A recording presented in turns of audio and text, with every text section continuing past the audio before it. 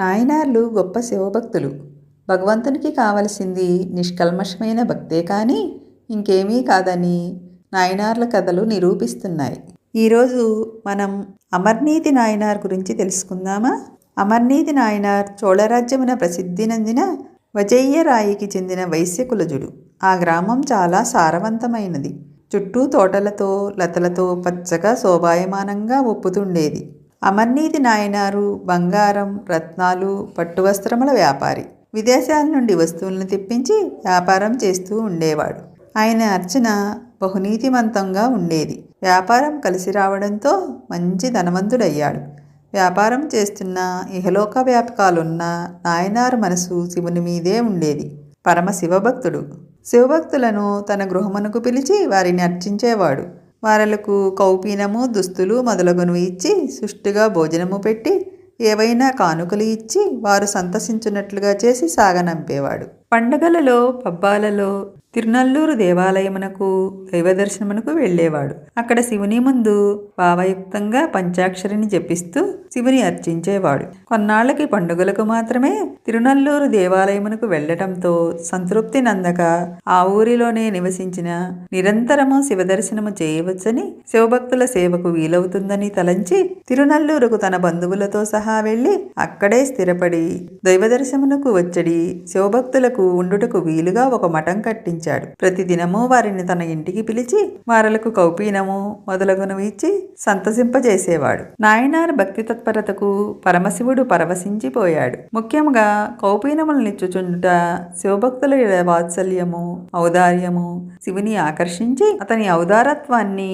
అందరి చేత ప్రశంసింపజేయాలని అతనికి తన శుభాశీస్సులను ఇయ్యడానికి శివుడు నిశ్చయించాడు. అందుకని ఒక రోజున బ్రహ్మచారి వేషంతో జట్టతో విభూతి పుండ్రములు భుజం మీద దండంతో శివుడు అమర్నీతియారు మఠంకి విచ్చేశాడు. బ్రహ్మచారి దండానికి చివర 2 కౌపీనములు, విభూతి సంచి కట్టబడి ఉన్నాయి. ఆయన ముఖం తేజోవంతంగా ఉంది. కళ్ళు ప్రకాశమానంగా ఉన్నాయి. టీవీగా మఠంలోకి ప్రవేశించాడు. అమర్నీతియారు పరమానందంతో అతిథిని ఆహ్వానించి అర్చించాడు. బ్రహ్మచారి అమర్నీతియారితో, మీరు మహాత్ములు, ప్రతి ఒక్కరూ మీ దానాలకి, ముఖ్యంగా కౌపీనముల దానములకు మిమ్మలను అభినందిస్తున్నారు. మీ దర్శనానికి వచ్చాను అని అన్నాడు అమర్నీతియారు. బ్రహ్మచారిని తన వద్ద నుండి భిక్షను స్వీకరించవలసిందిగా అర్థించాడు. బ్రహ్మచారి ఒప్పుకొని, నేను నదికెళ్ళి స్నానము చేసి నిత్యకర్మానుష్ఠానము చేసి వస్తాను.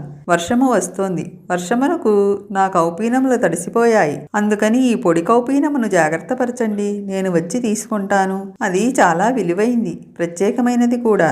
అందుచే దానిని భద్రముగా ఉంచండి అని చెప్పి స్నానానికి నదికి వెళ్ళాడు. బ్రహ్మచారి నదికి వెళ్ళాడు. అమర్నీతియారు ఆ కౌపీనమును భద్రపరిచాడు. పరమశివుడు దానిని మాయం చేశాడు. బ్రహ్మచారి స్నానం చేసి వచ్చి తన పొడి కౌపీనమును ఇయ్యమని కోరాడు. తన 2వ కౌపీనము వానకు తడిసిపోయింది. అందుకని పొడిదానిని అడిగాడు. అమర్నీతియారుకు తాను భద్రపరిచిన చోట కౌపీనము కనిపించలేదు. అంతటా వెతికాడు, ఎక్కడా కనిపించలేదు. అందుకని వణుకుతూ బ్రహ్మచారికి ఇంకొక కౌపీనముతో నిలబడి పరిస్థితిని చెప్పాడు.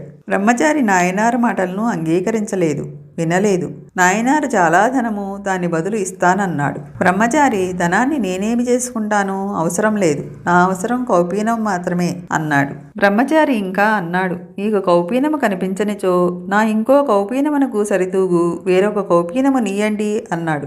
అమర్నీతియారుకు కొంచెం స్వస్థత కలిగింది. వెంటనే త్రాసును తెప్పించాడు. బ్రహ్మచారి కౌపీనమును ఒక తక్కెటలో ఉంచాడు. 2వ తక్కెటలో తాను ఇవ్వదలిచిన కౌపీనమును పెట్టాడు. బ్రహ్మచారి కౌపీనమే ఎక్కువ బరువు చూపింది. అమర్నీతియారు ఏమి పెట్టినను బ్రహ్మచారి కౌపీనమే బరువుగా కనిపించింది. అమర్నీతియారుకు ఆశ్చర్యం కలిగింది. ఇదంతా శివలీలయని గ్రహించాడు. తన సంపద యావత్తూ బ్రహ్మచారి కౌపీనముకు సరితూగలేదు. పరమశివుని కౌపీనము వేదమును తలపింపజేస్తుంది, దాని పోగులు శాస్త్రాలు.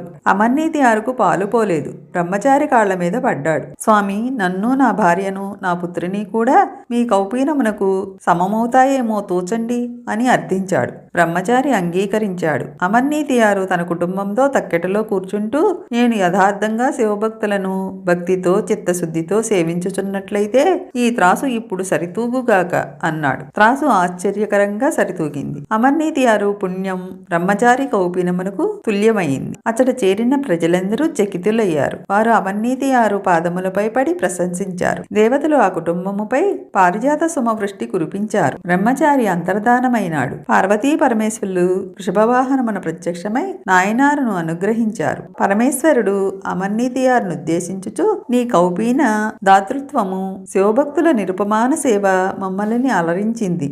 నీవు నీ భార్య పుత్రుడు ముగ్గురు నా లోకంలో శాశ్వతంగా నివసించండి అన్నారు. శివానుగ్రహం వల్ల తక్కెడ దివ్య విమానంగా మారి అమర్నీతియార్ను, భార్యను, పుత్రుని శివలోకానికి చేర్చింది. ఓం శ్రీ అరుణాచలేశ్వరాయ నమః.